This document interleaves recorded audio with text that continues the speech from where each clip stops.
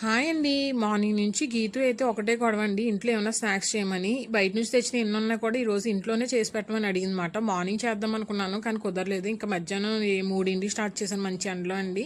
ఇంకా గోధుమ పిండి బిస్కెట్లు చేద్దామని చెప్పి అయితే మొదలెట్టేసాను. ఎలా చేశానంటే ముందైతే ఒక కప్పు ఏ క్వాంటిటీ అయితే తీసుకుంటున్నామో కొలత అదే కప్పుతో ఒక కప్పు పాలు, ఒక కప్పు పంచదార వేసి ఒక పొంగు వచ్చేంత వరకు వేడి చేశానండి. దాంట్లో హాఫ్ కప్పు నెయ్యి వేసాను అనమాట. వేసి ఒక చిటికెడు సాల్ట్, ఒక 2 కప్స్ ఫుల్గా గోధుమ పిండి పట్టిందన్నమాట. దాన్ని అంతా ఒక ఉండ అయ్యేటట్టు చేసాను అనమాట. చేసేసి దాన్ని ఏం చేశానంటే బల్ల మీద వేసి చపాతీలాగా వద్దనమాట. మరీ పలచగా అవ్వకూడదు అనమాట. కొంచెం అలా అని మందంగా కూడా ఉండకూడదు, మీడియం సైజులో ఉండాలన్నమాట. అలాగైతేనే పర్ఫెక్ట్గా ఎగుద్ది అనమాట.